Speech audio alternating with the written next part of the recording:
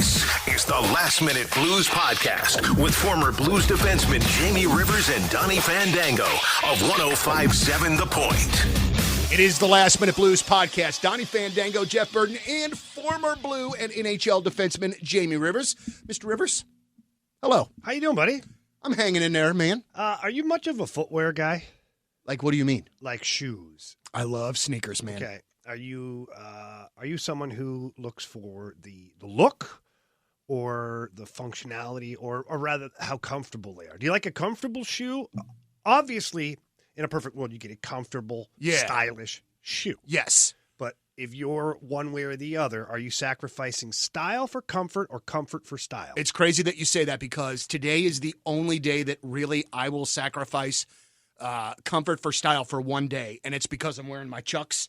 My Chuck Taylor high tops. You don't think those are comfortable? They are not comfortable for my flat ass feet at all. Okay. And so like wearing them for one day is enough. But the other shoes I have, I like the way they look and they're comfortable. It's got to be a combination of the two. Yeah, so I own entirely too many pairs of shoes. I can tell you right now, if my girlfriend was here, she would be poking fun at me to say the least. But now with the new style of like dressing up, so I'm doing the game tonight. Mm-hmm. Yeah. And so you're getting on the suit and stuff. The days of like the uncomfortable, stiff leather dress shoes are gone. Yeah. It's more like trendy, like comfortable. It's like a dress, almost tennis shoe almost. So I went and purchased these right here. These are Cole Haan shoes. I have never put on a more comfortable shoe in my life. It's that ridiculous. Looks comfortable. What's it called again? Cole Haan. It's an uppity brand name. I'm just going to say that. I didn't spend a whole lot of money on them. I got a good deal. But the cushion in the sole, and it even has a cushion on the bottom side of the tongue. So when you pull the laces, it doesn't it's not aggressive. I don't know why I brought it up. I walked around in here after I put them on. I'm like, my God, where have these been all my life? Right. You're wearing pillows on your feet. Pretty much. So I bought like 3 pairs of them. Dude, that's awesome. Yeah. I love New Shoe Day. And as a matter, this is actually funny. So I think it was about 2 months ago, I got a new pair of shoes. I think it was like 2 months before that, I'd gotten a new pair of shoes. So much so, and the last pair of shoes I got, I hid from Mary for a solid 3 weeks. because I had just gotten the other pair not that far before. And I knew as soon as she saw them, she'd be like, "You didn't need those?" Yeah. And it's like, no, I don't need them, but look at how they look, honey. Yeah, I'm with you. When I go shoe shopping, it's in bulk, which I think aggravates my girlfriend because she's always like, shoes in, 1 pair in, 1 pair out. Yeah. There's got to be some kind of a rhythm here because you've got like 19 pairs of shoes to work out in. Right. There's only 7 days a week to work out. Right. You don't need to cycle through that many. Once I find a comfortable shoe, even though it's beat up to hell, I'm like, I don't want to get rid of it. Yeah. I can do yard work in this shoe. And then you end up with like 7 pairs of yard work shoes. And you see where I'm headed, right? I had this. Hello, my name is Jamie. I have a problem. I had this pair of sneakers that were my yard work sneakers, and I legitimately wore them down till they were almost completely slick at the bottom. So last summer, I'm mowing this little hill in my yard. Oh, no. And I start to slide back down, and I was like, okay, time to retire these shoes. I guess I was waiting for like a hole in the toe or something to like really put a fork in them. But having the lawnmower almost flip over on me, that was a sign that we needed some new lawn mowing shoes. Well, I'm glad we got that out of the way, Donnie. Yeah, absolutely. So, well, listen, a couple things going on. We got plenty to talk about. All-Star game not very far away. Trade deadline not very far after that. We got a lot to talk about with our Blues, but we've got a bunch of emails this week, so I figured we would kind of start things off. I like emails, Donnie. I do too, man. I like them a lot. Well, hang on. As long as they're nice emails. That's true. We haven't gotten a really, you know what, I'm not even going to say. Don't say it. But you can always email the show, LMBP, Last Minute Blues Podcast at 1057thepoint.com. This one coming from Jared. A couple years ago, I broke my wrist playing hockey. Having only one functional arm was a real handicap, and things like bathing were difficult and or impossible. I don't know how I would have taken care of myself if not for my wife. How does this work for players who don't have a significant other? Love the show and keep recording as much as possible. That's actually a really good question, Jared. Jared? Well, you're Jamie, but Jared is the author of the email. I thought you messed up. I was going with the odds. My bad. So I've had, shoulder injuries and broken hands, and you just figure it out. One thing so let's go down this path, okay, Donnie? All right. Are you a right-handed or a left-handed wiper? Right-handed. Okay. So I'm a lefty. Mm-hmm. Okay. I broke my left hand one time. Yeah. This is when I started to evolve my wiping game. And so now I challenge myself to, whenever I do go to the bathroom, I make sure that I'm alternating hands when I wipe so that I'm comfortable both ways. Yeah. And Jamie, it's good that you challenge yourself, I guess. And this is all, well, it stems from a hand injury to where I was strictly a lefty, and then I had to go righty. And so, therefore, yeah. So I don't even know what to say after. I don't either, really. I don't even know how I got it over here. Oh, well. All right. This one from David. I'm sorry, man. That one threw me for a loop. David, good afternoon, Donnie, Jeff, and Jamie. Love the pod. My only gripe is that I wish it was more frequent. When looking at the Blues website, I noticed at the bottom the ability to play the podcast right there on the home page, and you even have a dedicated page on their website. Does this imply you are producing some kind of official podcast of the Blues? I'm assuming that is not paid placement. Oh, it's not paid placement. I'm wondering how your pod got to be featured on the official Blues page. I think it's pretty simply, David, that we are the official, unofficial podcast of the Blues. Yeah, we're not like a St. Louis Blues podcast, like under the Blues Hockey Club umbrella, but the club itself views us as a podcast that supports their team and discusses the game of hockey. And obviously my ties to the club and Chris Kerber being the voice of the Blues over at 101 and the work. It's been this big intertwined kind of family of radio shows and podcasts. And I remember Chris Kerber asking me and Jeff, and I think Donnie, you might have been there too, about if we were okay doing that, because we didn't want any pressure to have to conform to certain material or content, or not criticizing or critiquing, which we don't. Yeah, we do whatever the heck we want. Yeah. We're honest about it. We're fair, and the Blues enjoy having that feature, so they put us on their website and they pump out the socials every time we have a show. It's great. It's great to have the backing of the big club, certainly in the podcast world. And if we could just go this on me, it's a freaking dream. Are you freaking kidding me? It's pretty awesome. The podcast in which that I am a part of is on my favorite hockey team's homepage. Get the F out of here. That's just, dude, that's dumb pinch me stuff. Like, I can't even. And we're going to continue to evolve too. This podcast is going to continue to grow. This is the first real year out of the pandemic without pandemic rules, and so players are, officially back and able to participate. But it's in season. We're planning on getting together at some point with a number of players, recording some podcasts. Craig Berube, maybe Doug Armstrong, maybe some of the former Blues players too. We're looking to grow the podcast that way with the partnership or the whatever friendship with the Blues Hockey Club. I really think Coach Berube and I would be friends. I really do. I think we'd be buddies. Chief's a great guy. I know. I heard him yesterday on your show. I want to be friends with him so bad. He's an awesome dude, and there's not a lot of people that don't like him. The people that don't like him are probably full of you-know-what. Yeah. And he's called them out. Yeah, it's their problem, not his. Correct. Next email from Brett. Hey, dudes and Jeff. On a recent episode, you were talking about how AHL teams are affiliated with NHL teams, but not owned by them. And that got me wondering how connected the two teams really are, other than the fact that they share players. Do the AHL coaches try to coordinate, match their systems with the affiliates' NHL team systems in order to ease the transition to the big leagues? If not, what do they do for the new guys to prepare for playing with the NHL team for the first time or on short notice? Do they just watch tape and learn the system through practice during the game? That's from Brett, and that's a hell of a good question, Brett. Yeah, so there's a lot to unpack there. The Blues are one team that does not own their American Hockey League team. There's some clubs that do, and the only advantage to that is, like, most of the time those clubs are in the same city. Like, so the Maple Leafs own the Marlies. Makes sense. They're in the same city. Have one staff of people that's selling both teams as far as endorsements, advertisement, you name it, right? Mm-hmm.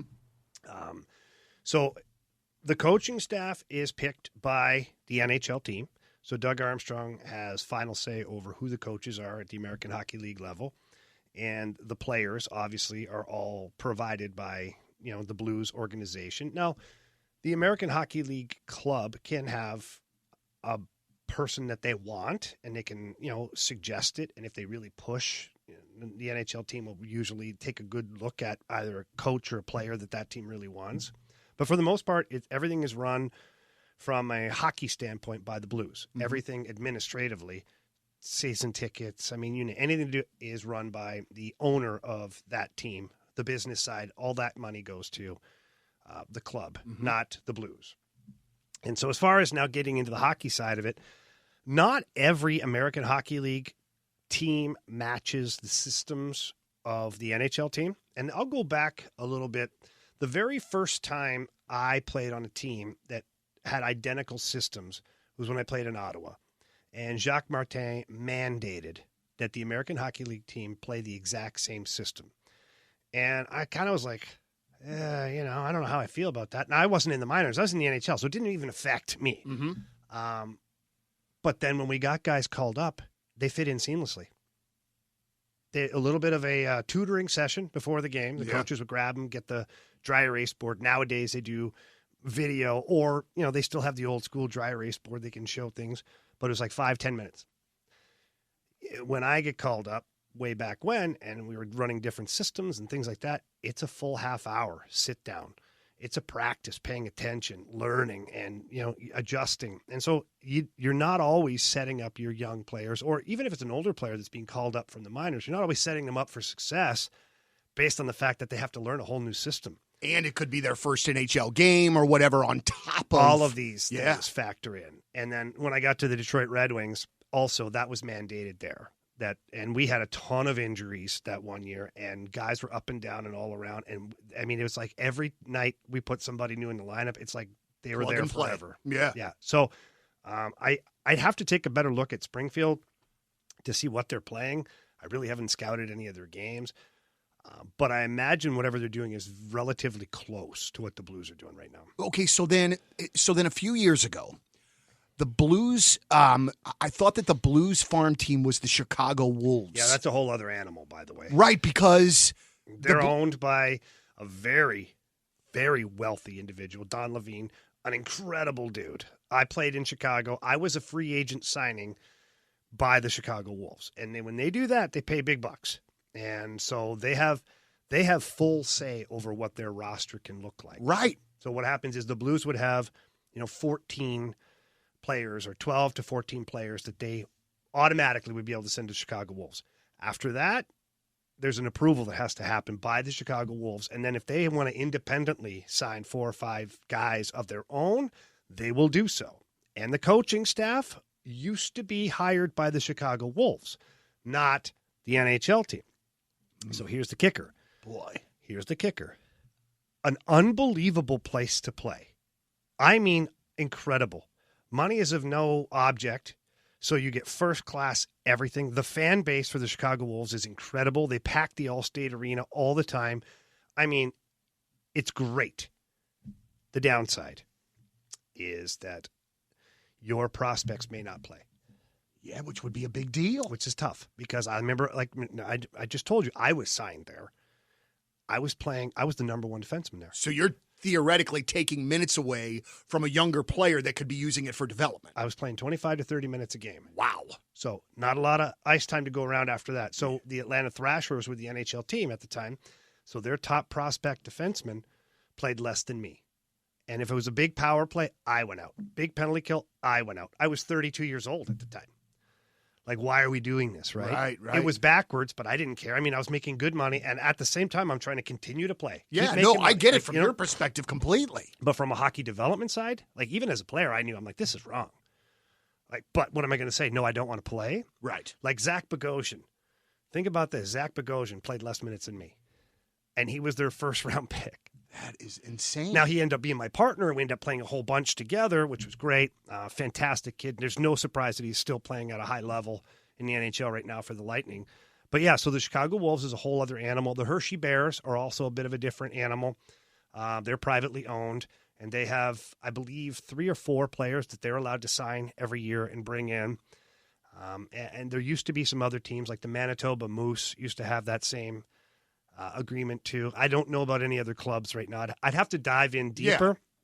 But that is an obstacle for teams that are affiliated with the Chicago Wolves. Now, I do know that over the last handful of years, the Chicago Wolves have changed a lot of that to where they're letting the NHL team pick the head coach and one assistant coach, and the Wolves provide one assistant coach of their own. And then they still bring in 4 or 5 guys that they want to sign, but they do understand that those 4 or 5 guys have to play up to snuff in order to play big minutes. Like Josh Levo is a product of the Chicago Wolves last year. An older guy, had played in the NHL, went down, won a championship with the Wolves, got himself an NHL contract. He played a lot for that team. Right. He played ahead of some of the prospects. But it is what it is. I'll be darned. All right, one more email here for you. And, Jamie, this one is specifically for you. Oh, this is Rick Schroeder, The Riz Show. Wait, Rick Schroeder? Not that one. Silver Spoons? No, I don't think so. Oh, Ricky, I'm honored. It would be cool, though. I'm honored. If it is, Yeah. it's an honor to have you listening to the show, I guess. The Riz Show and Last Minute Blues podcast listener who fundraises for St. Jude's Children's Research Hospital. On the most recent podcast, I heard you specifically mention enjoying a nice glass of bourbon. Well, I have an opportunity for you. In association with the Rack House, I'm holding a bourbon raffle with all proceeds going to help childhood cancer. Ticket sales end at 6 p.m. on January 31st, and the drawing is scheduled for February 2nd. In case you're interested, here are some details, blah, blah, blah, blah. The real reason in which that I'm reading this is for all of our listeners to be able to hear, and if they like bourbon, to be able to check this out. The Rack House, www.com. RackHouseKWW.com. The Rack House, KWW.com. You can buy these tickets until January the 31st. Drawing is scheduled for February the 2nd. And all kinds of bourbon, like all kinds. And I'm sure that Yellowstone 101 Proof 2002, Blade and Bow, Blood Oath Pack number 7, which doesn't sound like something anyone should consume, and all kinds of Let stuff. me see that list but while we're again, talking here, because I don't know if you know this, Donnie. I'm a bit of a bourbon guy. Yeah, a bit of a connoisseur, as it were. Oh, my goodness. Blanton's, Weller. Oh, yes. All right, I'm going to the Rack House right now. Okay, so the Rack House. Let's dive into this a little bit, okay? The Rack House is about 5 minutes from my home. Oh. It is an awesome little restaurant in Cottleville, Missouri.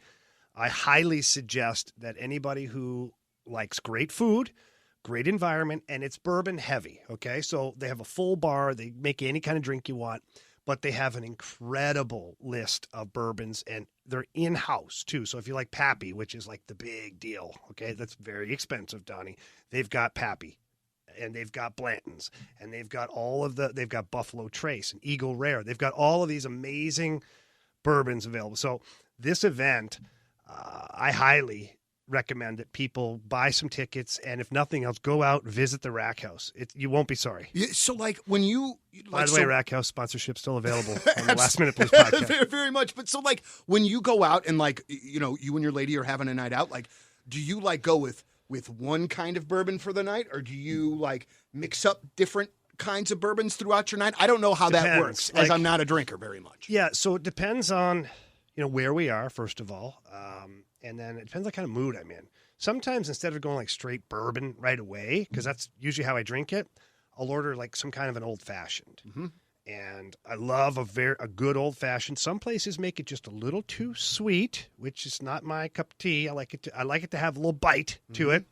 And the Rack House, they do what they call a smoked maple old-fashioned. Huh. So what happens is they take, I believe it's Knob Creek bourbon, and they make an old-fashioned, and then they put this little chunk of wood with a screen on it, and they fill it, and with a blowtorch, like, and they smoke it, they cap it, and your whole glass fills up with smoke and the ice and everything. How cool is that? And then when you take it off, I usually get a little sniff of the smoke, because it's usually like some kind of a cherry wood or something to it. Yeah. And then you take a sip, and it's just incredible. I mean, it's incredible. So I'll usually tickle an old-fashioned at first. If they have the smoked capabilities, I'll go there for sure. I'll try one of those. And then depending on what I'm eating, I'll either go like a glass of red wine if it's like some kind of a steak place or a steak meal that I'm having. But I usually finish it up with a nice little pour of bourbon. Yeah. Very nice. There are so many great places to eat in our town. It just feels like every week you could go to a different spot that you never went to before and just find an amazing place to eat, different kinds of food all over. I love it, man. I love it. And I love good service. Okay. So, like, I love going to places where the staff are happy to be there. Mm-hmm. And they're there to make your night better.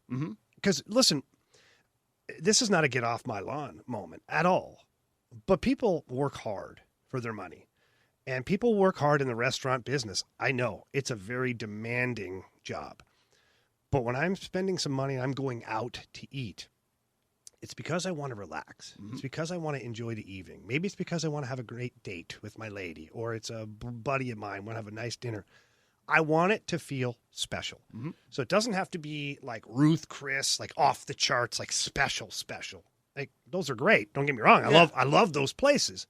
But even like a place like the Rack House, I just want to feel like it's a special night out. Yeah. And I can tell you this firsthand because I've been to the Rack House several times. It is always awesome there. And the girls behind the bar, they'll have different flights of bourbon too. All that means is they've got like different kinds and they put them all in little glasses on a little plate. Yes, you can try okay? them. Yeah, you can try them.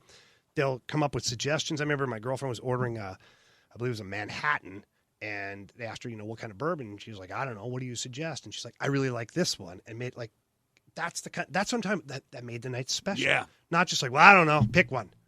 Oh, okay. They're all good or something like that. Yeah, they're all good. Okay, fine. So anyways, that's my, I don't know, not a rant. No, not a rant at all. My thoughts. Absolutely. If you've got an email, send it to us for our next show at lmbp@1057thepoint.com. That's lmbp@1057thepoint.com. You know how crucially important it is for you to have a good family dentist. And man, do I love our dentist. And listen, if you need a dentist for your family, maybe you don't like the dentist that you're going to now, Dr. Maxwell and the staff at Crestwood Dental Group are going to take amazing care of you. I know it. CrestwoodDental.com or give them a call at 314-820-0909. Dr. Maxwell, one of the proud sponsors of the Last Minute Blues podcast, a rabid St. Louis sports fan, and even better so, one hell of a dentist. Listen, I know that my dentist is always learning. He's always learning what's next, what's new, what's going to make my next trip to the dentist office that much easier. My kids aren't afraid to go see Dr. Maxwell like I was afraid to go to my dentist when I was a kid. So they don't have that phobia already. It's just in and out. Also, my kids have braces. Dr. Maxwell, working with the kids' orthodontist to make sure that, when those braces come off, those smiles are going to be knockouts. So find out more about Crestwood Dental Group and Dr. Maxwell, crestwooddental.com, as well as give them a call at 314-820-0909. Dr. Maxwell and Crestwood Dental Group. So we've had a lot of fun. Now it's time for Donnie to completely bring it all down. Let me tell you this, okay? What's wrong? I'm gonna say this to you as a Blues fan. What did I do? You didn't do anything. But as a Blues fan, I keep hoping for one of these runs, like a winning streak. And I understand when you've got Ryan O'Reilly and Vladimir Tarasenko and Torrey Krug out that it's really tough. But the longer that this goes, of kind of win a couple, lose a couple, that sort of thing, the more I'm concerned on the direction of the team for this year, and then the more I'm convinced that this team's going to look a lot different next year than it does. I don't like your attitude, Donnie. I understand that. But honestly, I want you to shut your own mic off at this point. And this is the exact opposite mood I think that I was in last week. So who knows where I'll be this week. But man, it doesn't feel like they're creating a lot of headway for themselves, I guess. But under the circumstances, I understand it. It's just, man, we're into January, halfway through January. I know. I'm with you. Okay, I see it too, obviously. I mean, I'm working a lot of the games, and if I'm not, I'm watching them diligently, and I go over the video and dive into it, and it's just a team that is going to be up and down all year long. That's what I think. Mm-hmm. Now, could it change? Of course, everything can change, but they put a couple of games together. They look good. Then they have a game where they play 2 periods instead of 3, and it bites them, or they play 1 period instead of 3, and it bites them, or they just have some bad luck, or the opponent's just really good. Right now, the power play's not working for them. It's not going well, so that stinks too, because for a little bit, your power play was doing really well. You're winning some games. It's just going to be up and down and all around, I think, for the rest of the season, regardless of what the O'Reilly-Tarasenko situation end up being at the deadline or past the deadline. I think that Doug Armstrong has to look at the team that is currently here and how can he improve it. And, short term, long term. I mean, we hear that all the time, but short term, Army doesn't like to lose. Mr. Stillman does not like to lose either. Okay? So you're not going to go through a teardown. We've talked about this before. And they don't need to do that. You don't need to, and you just can't. You don't have the ability. And if someone's listening, go, well, how come they don't have the ability? Because you have too many contracts that have lots of term left on them, 5 years plus, which means those are impossible to just get rid of. And nor would you want to. No, because you've got a good core here with a young good core of players. guys. You're going to have to rework some things. There's players that are going to have to up their game. Like Jake Neighbors is doing a great job right now. I'm not putting the world on Jake Neighbors' shoulders right now. I'm talking about next year. So the development he makes this year carrying into next year, then he carries a bigger role. He's a full-time NHLer. Now you can start to rely on him. Braden Shen, he's a great piece. Brandon Saad's a great piece. Thomas and Kyrou are good. Booch. You have a lot of really good pieces in place. I think that on the back end, you're going to have to rework some things. Mikola's an unrestricted free agent. I can't remember where Robert Bortuzzo is on his contract. He might have another year left, but what do you have with Scandella? What do you have with Perunovic? What are you going to do with Mikola? What about Rosen? And then you have to reevaluate there because I think there's room for improvement overall with the D-core. You're obviously probably going to give Joel Hofer a real opportunity to be Jordan Binnington's backup next year, which is great. So the goalie position locked down. For the most part, your forwards, pretty good. Now you need some dynamic in there. You need to add some dynamic somewhere. So because you're losing, theoretically could be losing Vladimir Tarasenko. He's a pretty dynamic player for a lot of years. He's had some injury problems, I get it, but when he's healthy, he's as good as almost anybody in the NHL. And he's a Stanley Cup champion. You have to replace that unless you re-sign him. Who knows? It's a wacky world. And Ryan O'Reilly, how do you replace that if you decide to go in that direction? Because not only is he a really good player, he's your best 200-foot player, and he's your captain. So how do you replace that? Who do you target in the offseason? We'll see. We're not going to get into players that should be here and that right now. Once the deadline comes and goes and we see kind of the direction that Army's going in, we'll break down some things. We'll eyeball some players. Yeah. But this club is not far off. It's not. It just seems that's the thing that kills me the most, Jamie, is if they stunk and you could see them stink every night, then you go, well, they're just not good, and you can move on with your day. But they have these times where you're like, that's my Blues, but they just can't.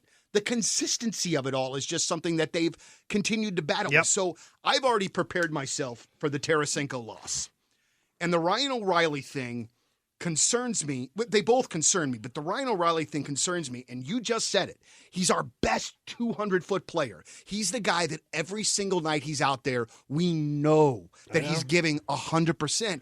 And if he's gone, Braden Shen is going to flip and kill himself trying to friggin' defend everybody and being that guy. Well, that's where you need to bring in somebody else. Yeah. Right? So maybe your pivot is that Braden Shen replaces Ryan O'Reilly, and then you find somebody to replace Braden Shen, meaning take his spot where he's at right now. Or you really try to re-sign Ryan O'Reilly if the number and the term is what you like as an organization. I would personally really try to keep him. Not at all cost, because I think there's a dollar value that is right for him. 7.5 is not the right number. I'm a big believer in somewhere around 5. If you give him a 3-year, $15 million contract, I think you're fine with that. And then you have, an excess of money, at least 7.5 from Vladdy coming off the books. I do think that if you have the opportunity to move on from Vladdy, I think you do. And I think if I'm the player, I think you do too. Yeah. I think it's run its course. It's fine. I don't think anybody's mad at anybody anymore. I don't think there's any ill will. I just think that it's time. Yeah. That's all. And so you target some guys out there that are point-of-game players, or a guy that's close to doing that and could get there, but you get value for him. Maybe you get a 6 or 6.5 on a guy that can come in and give you 60 to 85 points. I don't know, a lot of homework that's going to have to be done by Doug Armstrong and his scouting staff. Yeah, it's unbelievable to me. And like I say on the podcast all the time, this is where I would be the worst general manager of all time because I'd be doing this with my heart and not with. You can't. You have to take your soul and check it at the door before you go into your office. And that's the one thing about Ryan O'Reilly and about a team-friendly contract or whatever. You know that Doug Armstrong is going to have. This is the most that I'm going to spend for this guy, and it's not going to go over $1 over that. Yeah. Or Rhino will walk. I mean, that's just Doug Armstrong does it his way. Yeah. Hello, David Perron. And I think that maybe we are looking at that again this summer, potentially. Yeah. We'll see. Yeah, we'll see. We'll see. A lot to happen between now and the trade deadline. With this Blues team, I feel like weekly we have a different point of view and we have a different feel for how things are going. Dude, 100%. Okay, so I want to ask you a couple things NHL-wise before we get out of here today. About a year ago, you and I are in this room. We got Jeff, and we're talking about Bruce Boudreau and the turnaround of the Vancouver Canucks. Bruce, there it is. They win 8 in a row or whatever it is. Bruce is bringing it back to Vancouver. But man, has that ship sailed. What in the world is going on in that organization? Because not only does it look like Bruce Boudreau's already out, it looks like Bo Horvat wants out. Like, what is happening there? Yeah. Because that's a good organization, right? That's a place people want to play too, right? For the most part, yes. They've had some ownership problems in the past, but I think the Aquilinis right now are a good group. I think that they're trying their best to put together another good team in Vancouver because the league is better with a competitive Vancouver Canucks team. For whatever reason, it's not working. Bruce Boudreau, I think Bruce plays it fast and loose. Like, I think he's a real offensive-minded guy, and I don't think he necessarily focuses enough on the defensive side.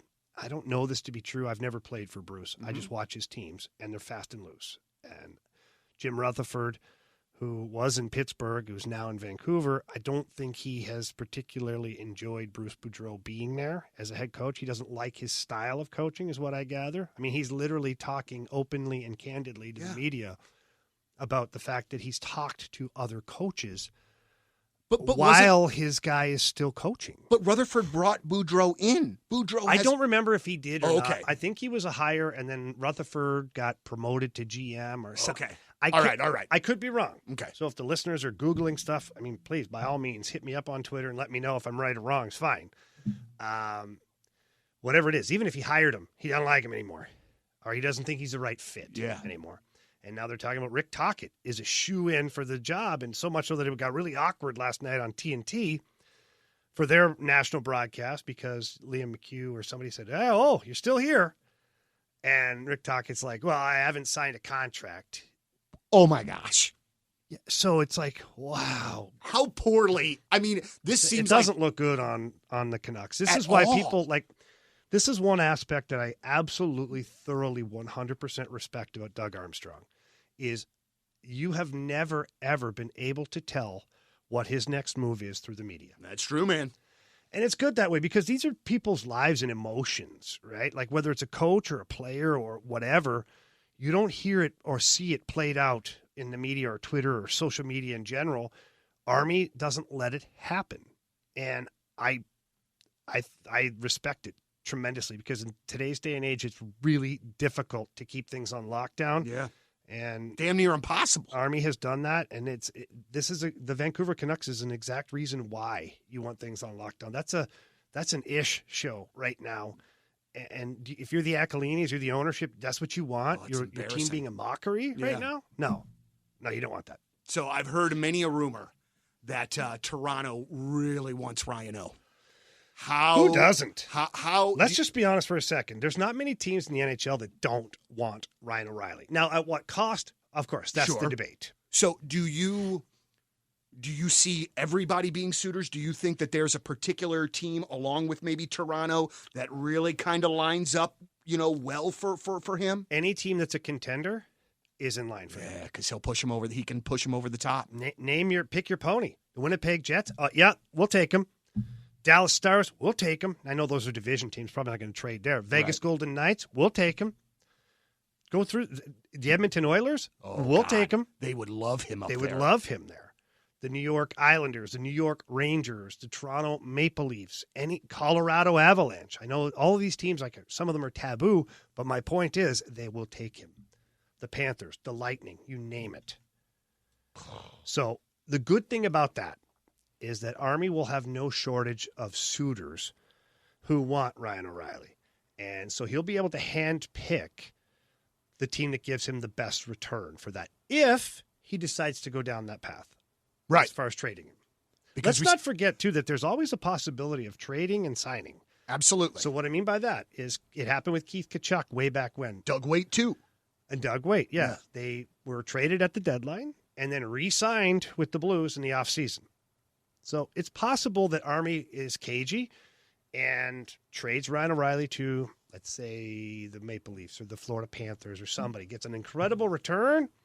He goes to market, Blues re-sign him. So now you've gotten these prospects or these draft picks in return for Ryan O'Reilly, and guess what? You get Ryan O'Reilly back. Right. That's a win-win It all is. the way around. Now, it's only happened a handful of times in the history of the NHL and a couple here at St. Louis, but it is possible. Yeah.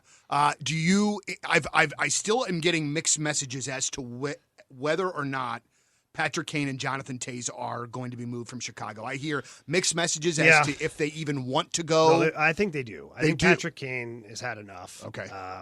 Jonathan Toews is on record saying I cannot do a rebuild. Okay. I'm sorry. I misunderstood that then. So I think the same boat is a lot of the teams that are in on Ryan O'Reilly will be in on Jonathan Toews.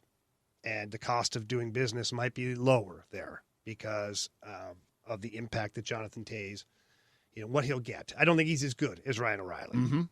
So some teams that can't jump into the deep end and hand over whatever they want for Ryan O'Reilly might go, okay, door number 2 is Jonathan Toews. We got a deal.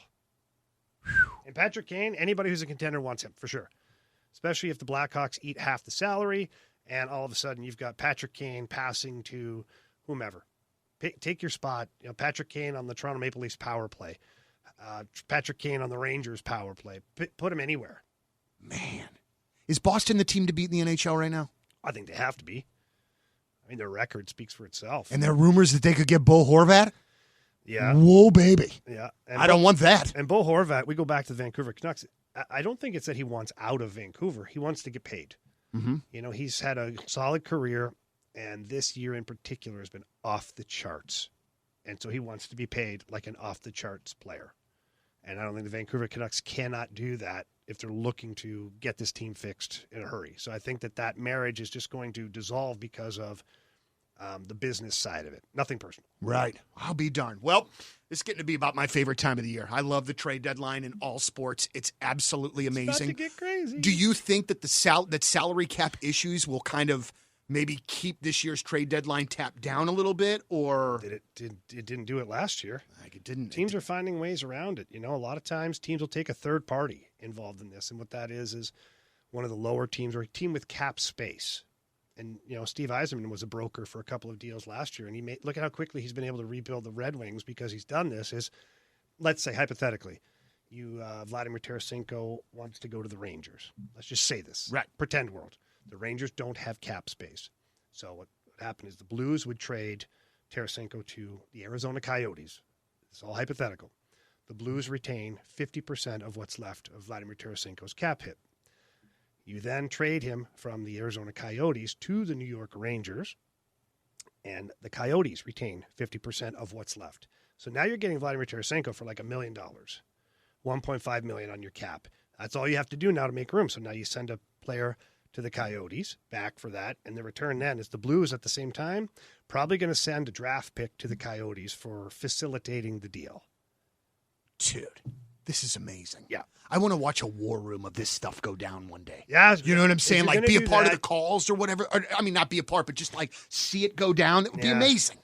Well, I guess it wouldn't be phone calls as much anymore. It's probably text messages. No, a lot of guys do the phone call. Prefer. So that they don't have you it. have to remember now, you can't necessarily trust everyone either. So you start firing off text messages about this guy's available. People take snapshots. People look at it, and you know what? So the old school mentality of, hey, can I give you a call? Hey, I got something. Hey, this, sure. And they got the phone. And away we go. Phone call after phone call after phone call. And that way nothing ever gets taken out of context. But for all intents and purposes, the trade deadline is happening right now, right? Or is just still the lead up? This is still the lead up. I think what will happen is, 2-3 weeks out, maybe 2 weeks out, you'll see action. It's been a new pattern where teams get ahead of the deadline. So if somebody wants to do some damage as far as acquiring a player, they'll get in on it early so that there's not a bidding war for said player. And they'll try to throw a real nice trade to the other team and get it done so that when the deadline comes, they've got their guy. Right. And they're not sitting there with 4 other teams trying to outbid each other. Overpay or whatnot.